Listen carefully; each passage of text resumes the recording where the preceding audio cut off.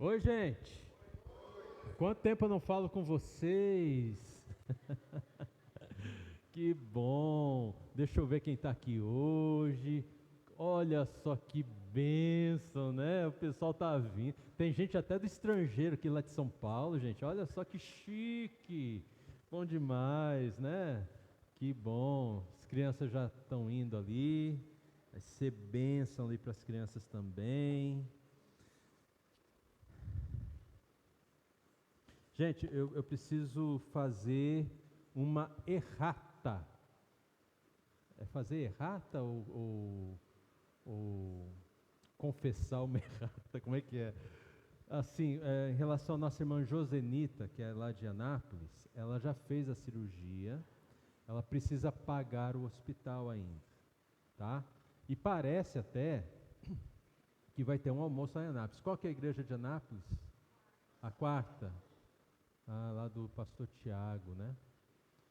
Eu estava pensando aqui, será que todo mundo não toparia de todo mundo aqui da igreja ir lá almoçar com eles, não? Seria interessante, né? A gente poderia pensar alguma coisa assim, ou então você apenas pode dar sua oferta, fica ali, é R$ 20, né? Por pessoa. Então depois, Vinícius, você faz favor para mim? Você passa o Pix lá nos grupos da igreja, tá bom? Você me ajuda aí. Nada como ter vários assessores na vida, né, gente? Careca, né? Não para quase nada, nem cabelo aqui assim. Informação, então. Mas é isso aí, meus irmãos. Feita essa correção aí,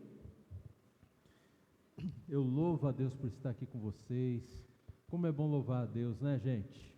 Que louvor abençoado. Glória a Deus, né? Essa última música fala muito assim, né? Ao nosso coração. Maravilhoso. Que bom a gente poder dar essas ofertas de amor, né? Para a igreja. Temos ajudado algumas pessoas. Na hora das orações nós vamos orar também por Israel, né? Teve esse acontecimento, né? Tão terrível. A gente tem que ficar de olho, né, gente? Eu não lembro quem que é o teólogo que fala que Israel é como um relógio para o mundo, né? Então a gente tem que ficar atento aí com as consequências de tudo isso. Irmãos, vamos conversar então aqui a nossa série desse ano, a nossa última temporada de chamados à ordem, né? Então, lembrando para você de onde surgiu essa ideia. Quando o presidente do presbitério, ele chama a ordem, todos os pastores, presbíteros, até os irmãos da igreja que está recepcionando, ouvem o presidente chamar a ordem, todo mundo faz silêncio, vem vindo para o seu lugar, cada um senta no seu banco e tudo fica em ordem para a gente poder conversar os assuntos que são necessários na pauta. E assim é a nossa vida, né, com Deus. Deus nos chama à ordem. Colocar a nossa vida em ordem é um chamado de Deus. E hoje nós vamos ver a parte da luta. A gente falou bastante sobre a tempestade, né, gente? Tempestade é diferente de luta, lembram disso? Então a gente está agora falando um pouquinho mais sobre as lutas, né? Eu não sei você, mas eu gosto muito de livros e filmes, né? Eu até tive uma oportunidade, eu tenho um tio que falava assim para mim: César, estudo nunca é demais. Eu tive uma oportunidade esse ano de finalizar uma pós em teologia e teologia. Então eu estudei obras como As Crônicas de Nárnia, de C.S. Lewis, as obras de Tolkien, aquele que fez O Senhor dos Anéis. O Senhor dos Anéis é o desdobramento de uma outra obra dele, agora não lembro assim o nome, mas, gente, é fantástico o universo que eles criam. E pode pôr próxima, isso, esse aí, deixa aí mesmo. E Tolkien e C.S. Lewis, eles eram cristãos, e eles escreveram baseados numa cosmovisão cristã. Então você não perde nada de ler essas obras, são fantásticas. Os filmes são muito bons também, né? Mas os livros realmente são fantásticos.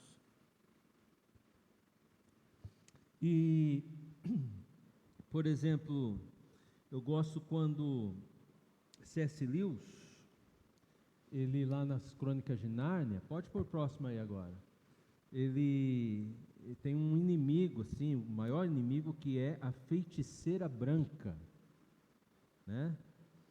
Tem a ver com gelo, com neve, congelar as pessoas e toda a terra de Nárnia. E ela é uma invasora, ela não é natural de Nárnia, ela apenas invadiu Nárnia com seus exércitos e transformou Nárnia numa terra diferente do que Aslan tinha feito. E Aslan, ele é uma figura de Jesus, né? Dando um spoiler aqui para quem nem assistiu o filme nem leu o livro, tem uma hora que Aslan ele morre e ele ressuscita. Se você quer saber como, leia o livro, é muito bom, né?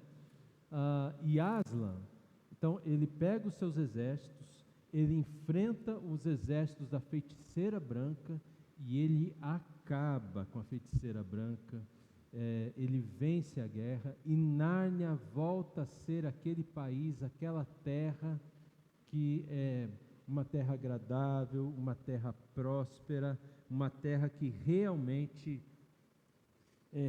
era para ser o tempo todo, se não tivesse sido invadido pela feiticeira branca. E uma das coisas que eu também aprendi muito na palavra de Deus é usar paralelismos, né? A partir dos Salmos. E eu estava pensando na minha reflexão, que toda essa guerra lá de Nárnia, toda essa batalha, pode muito bem descrever uma batalha da nossa vida. Não uma batalha assim, né, como Israel contra o Hamas, a Ucrânia contra a Rússia, mas uma guerra que se trava dentro de nós. Eu diria para você que dentro de nós tem uma feiticeira branca, um eu carnal que invadiu a nossa vida, por assim dizer, e que nos leva para longe de tudo aquilo que Deus ele tinha para as nossas vidas. É a nossa carne. A nossa carne, ela representa para nós o que a feiticeira branca representa na obra das Crônicas de Nárnia. É interessante, pode colocar o próximo, por favor, que Lutero, ele diz que nós temos uma tríade de inimigos. Lembram disso, gente? O diabo, o mundo e a carne, que é o que nós vamos conversar hoje, né? No Novo Testamento, o termo carne, ele é interessante, porque ele pode ter duas aplicações, ou dois significados. Um dos significados é simplesmente um corpo físico, o corpo que a gente tem, né? Por exemplo, abra comigo a sua Bíblia lá em João 1,14. A gente vai ver aqui o que está dizendo o Evangelho de João. 1,14.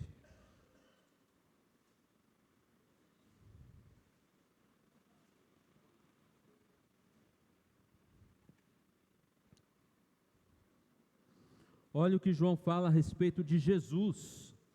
E o Verbo se fez carne. Se fazer carne aqui tem o significado de ter sido feito um ser humano. Não um ser humano caído, não um ser humano à deriva por causa da carne, mas apenas um ser humano. Ok, gente? E habitou entre nós, cheio de graça e de verdade, e vimos a sua glória como a glória do unigênito do Pai. Então aqui é só corpo físico, não aponta para pecado, mas para um corpo. Mas a mesma palavra, em outros textos, ela vai significar a natureza humana caída. Um desses textos é Gálatas, que é o nosso texto base de hoje, ok? Então, Gálatas, ali no capítulo 5, você pode deixar aberto, daqui a pouquinho a gente vai ler, a partir do verso 16, né? Daqui a pouquinho a gente faz a leitura. Então, é interessante que essa natureza humana caída, ela aponta para o pecado, e até mesmo para uma mentalidade que nos leva para longe de Deus. Pode pôr o próximo ali, por favor. Eu encontrei um artigo da Ultimato, lá eu não mencionava um autor. Geralmente, as revistas antigas da Ultimato, quando não tinha autor, era o próprio Elben César que escrevia, né? Mas ele faleceu, e esse artigo ele faz referência a uma outra editora, que infelizmente eu esqueci de colocar na minha anotação, mas é de uma outra editora cristã. E aí eu achei essa frase sobre a questão da natureza humana caída, ou a mente carnal, que envolve um propósito determinado contra Deus. Esta é a mente de uma humanidade caída, que não quer Deus em seus pensamentos. É a mente de uma pessoa que não é guiada pelo Espírito Santo. Então, gente, essa vai ser a tônica da nossa meditação hoje. Por quem eu estou sendo guiado quando eu falo determinadas coisas ou deixo de falar? Quando eu tenho determinadas ações ou deixo de ter determinadas ações? Eu estou sendo guiado por quem? Né? Essa é a nossa conversa. É isso que nós vamos estar pensando na noite de hoje. E o contraste de Gálatas, meus irmãos, ele não é assim sobre... o contraste não é sobre a carne e o espírito. Não é carne e espírito, mas é a pessoa que é dominada pela natureza humana caída, versus a pessoa que está sendo dominada pelo Espírito Santo, ou cheia do Espírito Santo. A natureza humana caída, ela resiste ao domínio do Espírito Santo. E a natureza humana caída não quer ter nada com as coisas de Deus. Mas o Espírito Santo, ele é inimigo desta mentalidade. O Espírito Santo quer nos trazer a mentalidade de Cristo. E aqui nós vamos ter uma batalha mental na nossa vida. Você tem pensamentos bons ao longo do dia? Mas você também tem pensamentos ruins ao longo do dia. É ou não é verdade, gente? Ou só eu que sou ruinzinho aqui e só eu que luto com essas coisas? Claro que não. Todos nós, não tem hora assim que você pega, você está pensando, você está parado, se tem alguém perto de você, faz assim, ó, você parece que acorda, desperta, geralmente você está com um pensamento lá longe, e quantas vezes esse pensamento lá longe não são produzidos pela mentalidade carnal que há em você, o eu carnal, né? O eu carnal, a feiticeira branca me enfeitiçou tanto que os meus pensamentos estão sendo dominados por ela, a minha carne. Deixa eu contar um exemplo para você, uma historinha. Talvez você até já tenha ouvido essa história. Eu ouço essa história desde criança. Eu fui investigar a origem dessa história e eu descobri que é uma origem da religião budista. Mas eu vou contar assim mesmo, porque dentro do princípio da graça comum, eu acho que essa história ela pode nos ajudar. Ela não traz uma verdade budista, ela traz uma verdade universal para todos nós. E havia no Oriente um andarilho, e ele tinha 2 cachorros. Você já ouviu essa história?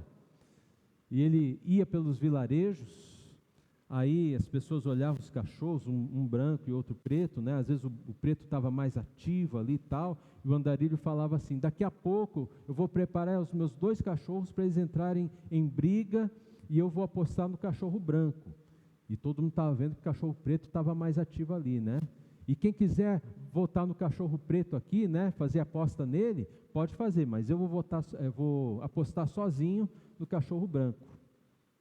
E aí ele prepara os cachorros vêm para a briga e ganha o cachorro que o andarilho apostou, o cachorro branco. Todo mundo tem que pagar a aposta para o andarilho. Ele vai para outra vila e ele inverte. Na outra vila é o cachorro preto que ganha, mas todo mundo aposta no cachorro branco. E ninguém sabia qual era o segredo dele, até que ele então contou para alguém: olha, o segredo é o seguinte, ganhe o cachorro que eu alimentar. O cachorro que eu quiser que perca, eu deixo ele 24 horas sem comida, e o outro eu alimento bem. Ele vai lá e ganha. O cachorro que eu alimento mais sempre vai ganhar a guerra. Bom, existe uma verdade nisso. E eu queria mostrar isso para você, pensando assim da gente abrir uma agenda. Faz de conta que a tua agenda está aqui, ó, do meu ladinho. Agenda, escrito aqui, ó, agenda. Vamos ver como que é a agenda do nosso dia? Que horas que a gente vai acordar? 10? Não, 10 para as 6, né, gente? 10 para as 6. 10 para as 6, 7h30. 7h30 já estamos, ó. 6 horas, tá bom? 6 horas você acorda. Qual é a primeira atividade que você vai fazer? Sai da cama, né? Vai lavar os olhos, fazer o que precisa. O que você faz depois? Toma café. Depois do café, o que você faz? Quantos aqui têm a prática de devocional pela manhã? Deixa eu ver. Vamos dar quanto tempo para essa devocional de manhã? 2 horas? Não? 1h30? Meia hora? Vocês têm que falar quando eu paro, tá, gente? 20 minutos? Vocês estão me assustando. 15 minutos? 10 minutos, gente? Tá, 10 minutos, ó. Não vou chegar assim. 10 minutos de devocional no dia. Então, assim, ó, na nossa agenda, aqui, alimento da carne e alimento do espírito. Eu tenho 10 minutos até agora para o espírito. O resto tudo foi para mim. Aí você vai para o trânsito, você vai trabalhar, você vai estudar. Você está fazendo tudo alimentando o quê? Teu espírito ou tua carne? Tua carne. Quanto tempo você vai ficar alimentando tua carne até a hora do almoço? Umas 4 horas? Umas 5 horas, das 7 ao meio-dia, é isso? Você não vai ver nada de Deus assim, só coisa assim de trabalho, focado, né? Daí chegou a hora do almoço. Você faz oração para almoçar? Vocês estão me assustando mesmo hoje, né, gente? Pelo amor de Deus. Vamos colocar mais uns 10 segundos de oração na nossa agenda ali, no espiritual? Vamos? 5 minutos e 10 segundos até meio-dia, né? Já foram 6 horas do dia. Você almoça, depois você... eu não sei se você ora, se você concorda com alguém, ou se você só dá aquelas piscadas assim, né? Para dormir. O que é? O que é isso, gente? É dormir mesmo, né? Você pega no sono, procura não dar assim na cara para ninguém ver. Que hora você retoma o trabalho? 1h30, né? Do meio-dia a 1h30, você teve algum tempo assim com Deus? O que você acha? Sim ou não?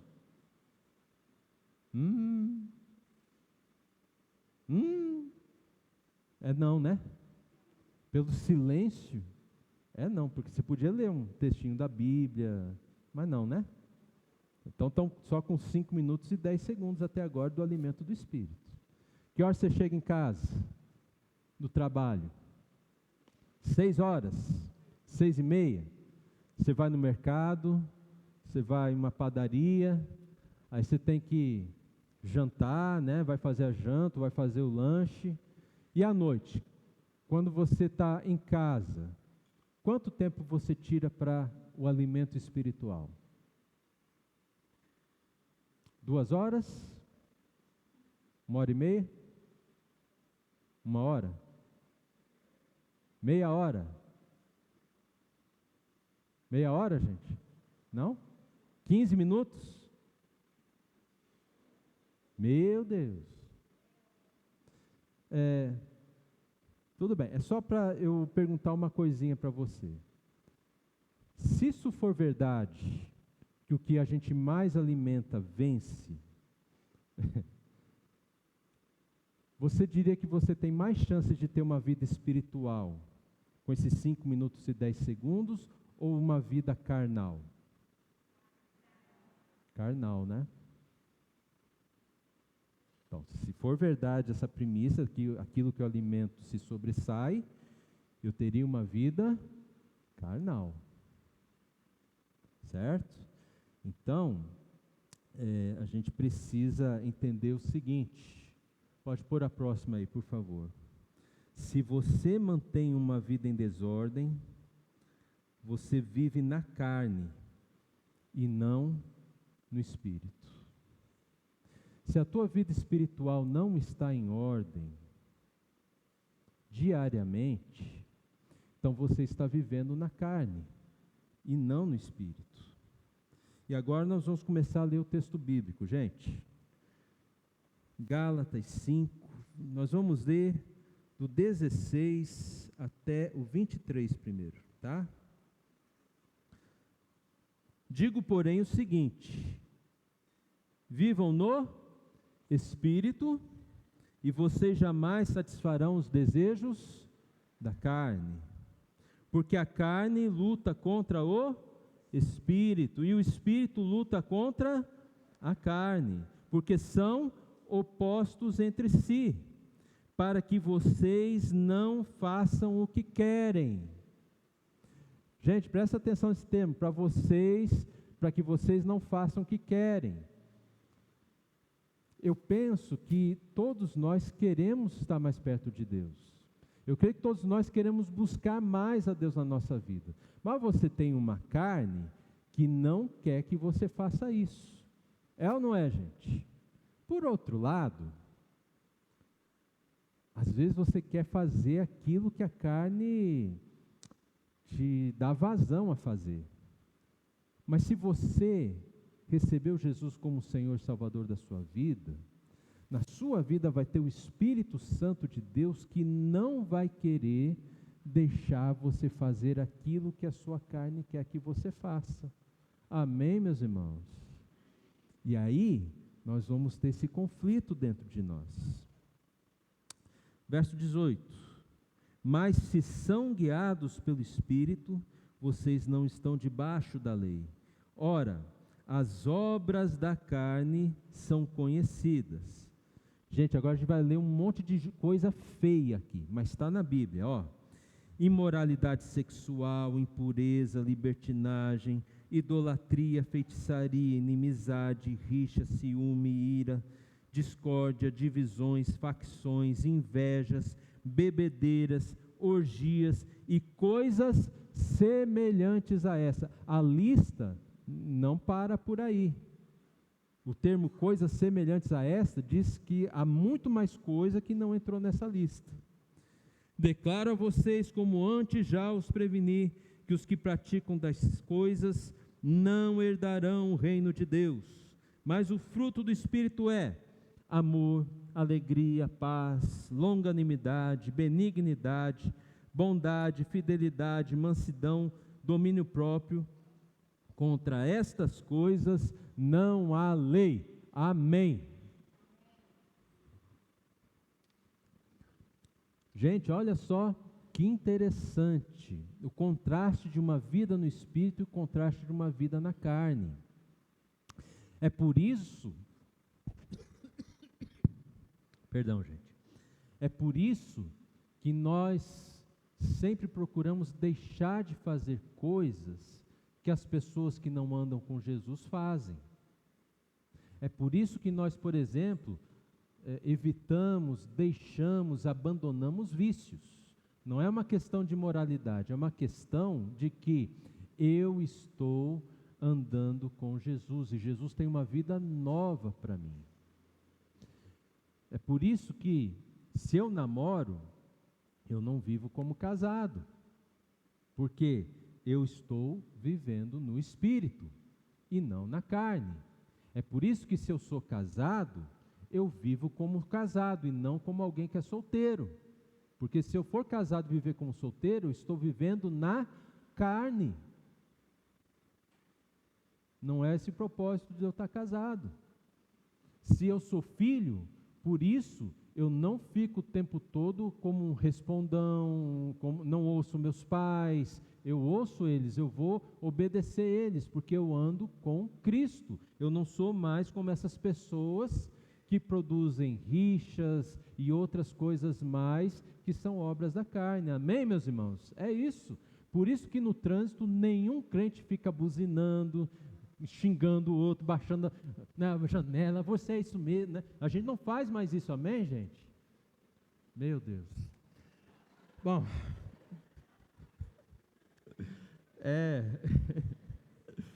eu queria destacar duas obras da carne, que todo evangélico, todo crente, todo protestante fala, isso aqui não é comigo, e eu quero mostrar que isso pode ser com você. Está lá no versículo 20, os termos idolatria e feitiçaria.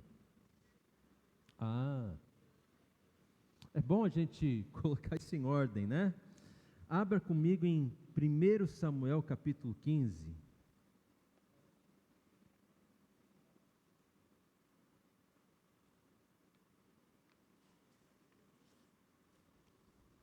Versículo 23.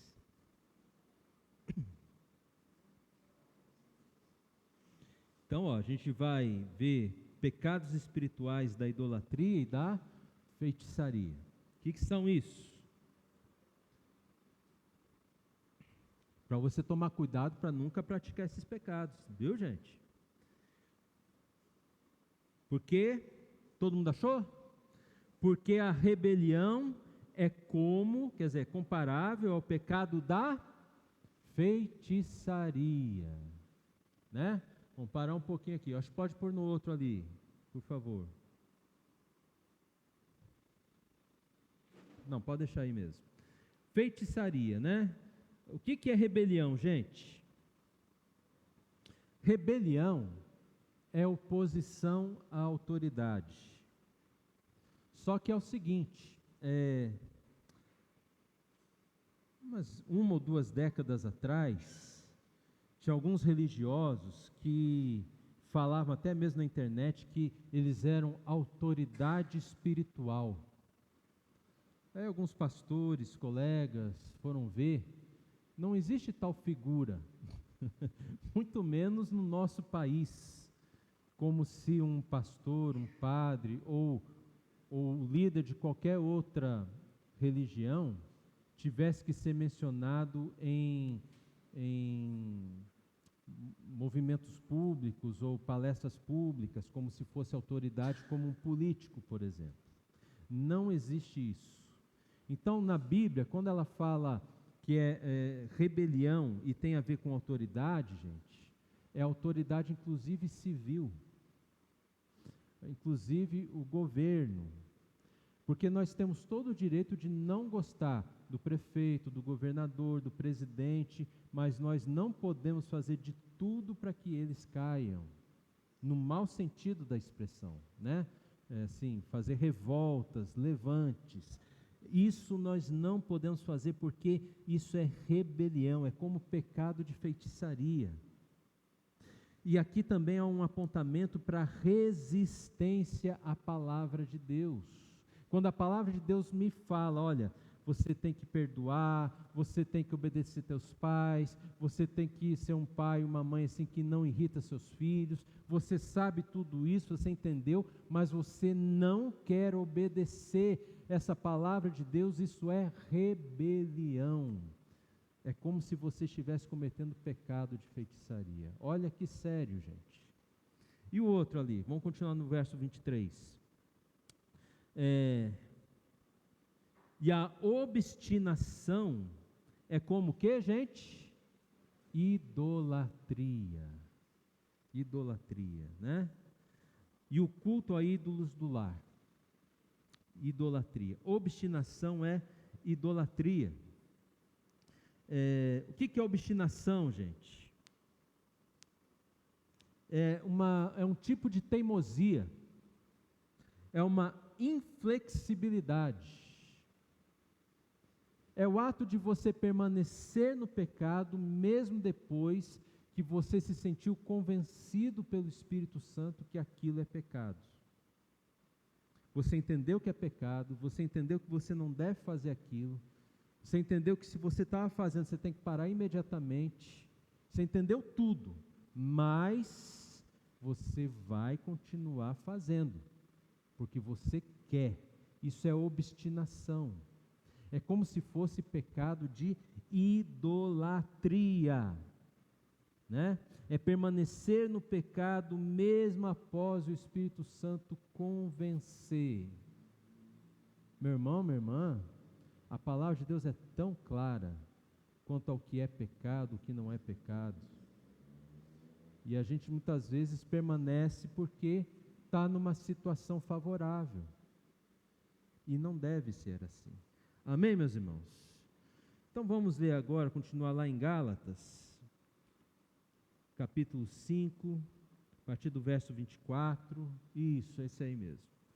E nós vamos ver, eu quero ajudar você a ver o que podem ser algumas atitudes carnais e algumas atitudes espirituais. Atitudes carnais, procura evitar, tirar isso da sua vida. E procura crescer as atitudes espirituais. Ok? Verso 24. E os que são de Cristo Jesus, o que eles fizeram com a carne, gente? Crucificaram. Então, crucificar a carne com suas paixões e desejos é uma atitude espiritual. Não crucificar a própria carne é uma atitude carnal. Certo? Verso 25. Se vivemos no Espírito, andemos também no Espírito. Então o que é uma atitude carnal? É viver e andar na carne. Mas o que é uma atitude espiritual? Andar e viver no Espírito. Verso 26. Não nos deixemos possuir de vanglória, provocando uns aos outros, tendo inveja uns dos outros. O que é vanglória, gente? Vaidade. Vanglória é aquela vaidade que você chega e conta para todo mundo, contando vantagem, porque comigo esse negócio não cola não, porque daquela vez eu fiz isso, eu fiz mais aquilo, aí eu ganhei por causa disso, porque eu já sabia, eu já me posiciono, tudo eu, vanglória, né? Então, atitude carnal, vanglória, vaidade, provocação, inveja uns dos outros. Vamos lá para o capítulo 6, versículo 1. Irmãos, se alguém for surpreendido em alguma falta, vocês que são espirituais, o que o espiritual faz, gente? Restaurem essa pessoa, né? Então, atitude espiritual, restaurar, e é com brandura, né? Com espírito de brandura, o faltoso. O que é brandura, gente? Calmo, né? Manso, fogo brando, né? Não é fogo alto, fogo baixo, brandura. Qual que é a atitude carnal? Julgar e condenar o faltoso. Você tem visto a maioria das pessoas julgar e condenar o faltoso ou restaurar o faltoso? Não precisa responder, só para pensar. E você? Qual que é a tua atitude proeminente? Né? Olha só, a gente precisa pensar nessas coisas. Olha o verso 2. Levem as cargas uns dos outros, e assim estarão cumprindo a lei de Cristo.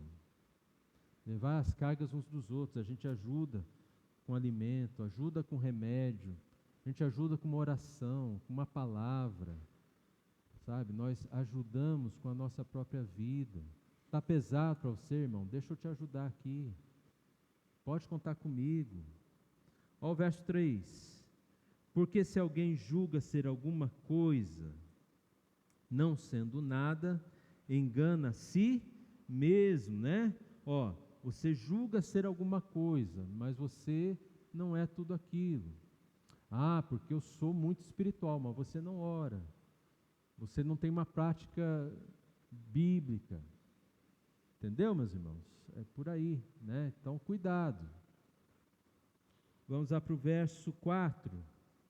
Mas que cada um examine o seu próprio modo de agir, e então terá motivo de gloriar-se unicamente em si mesmo e não no outro. Ó, examina a forma de agir, isso é uma atitude espiritual. Pensar no que eu estou fazendo é muito espiritual. Vamos lá para o verso 8. Quem semeia para a sua própria carne, da carne colherá corrupção. Mas quem semeia para o Espírito, do Espírito colherá vida eterna. Meu irmão, minha irmã, colocar a vida em ordem é a oportunidade de semear para a vida eterna. Então, cuidado. Às vezes a gente semeia muito para a carne, e esse negócio de corrupção que a gente colhe, significa assim que dá tudo errado, dá tudo ruim, tudo fica bagunçado. Você acha que está indo bem porque Deus vai abrir uma exceção para você na sua carnalidade. Deus não abre exceção. Ele não vai fazer isso.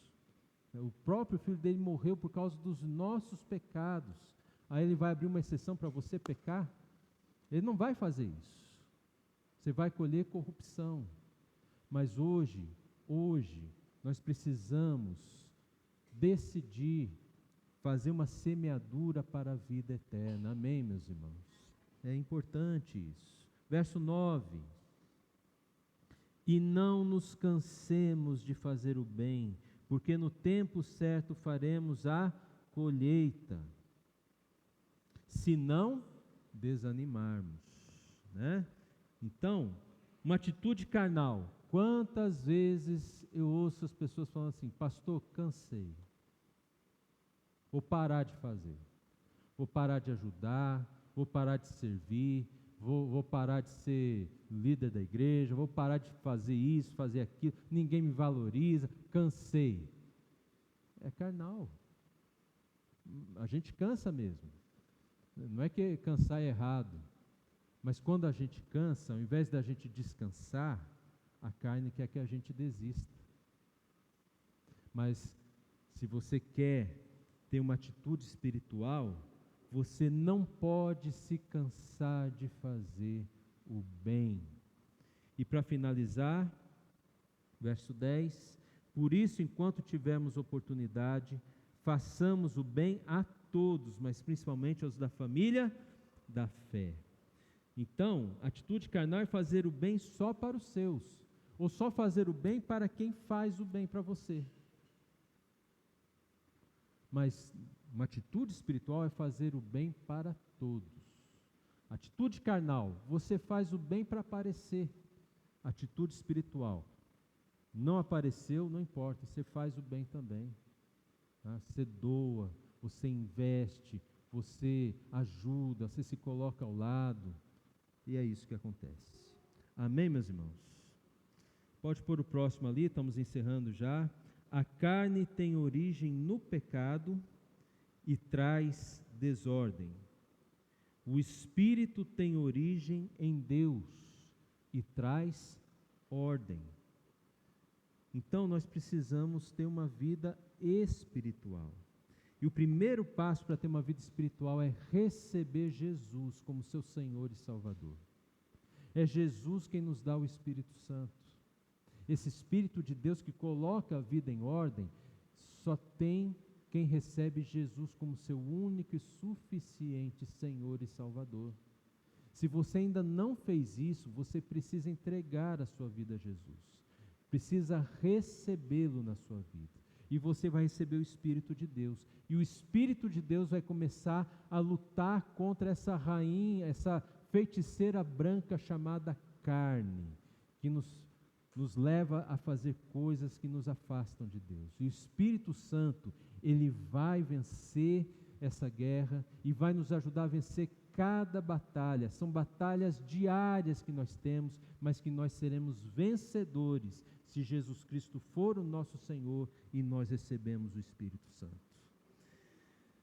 Você, nessa semana, pode pôr o último ali, eu tenho uma tarefa para você. Nessa semana, você precisa, no poder do Espírito, colocar em ordem a sua vida espiritual para vencer a carne e a desordem que ela traz à vida. Você precisa fazer isso. É a chance de fazer um grande plantio para a vida eterna. Meu irmão, minha irmã, comece a fazer isso hoje. Há uma luta muito grande dentro de você, mas há uma vitória que Deus tem preparado para você a cada dia. E Ele está ao teu lado, e o Espírito Santo vai te dar essa vitória, no nome de Jesus. Se você vai começar a agir essa semana nessa luta, de no poder do Espírito Santo colocar as coisas em ordem na sua vida, eu quero pedir para você se colocar em pé onde você está, nós vamos orar. Até hoje, gente, eu tenho essa luta na carne. Você acha que eu não tenho? Mas vai até o nosso encontro com Jesus, ou porque Ele veio, ou porque a gente foi. Nós vamos lutar. Nós somos mais que vencedores em Cristo Jesus, mas precisamos entregar nossa vida a Ele. Feche os teus olhos e coloca a sua vida diante do Senhor. Ele sabe como está a sua vida hoje, mas conta para Ele.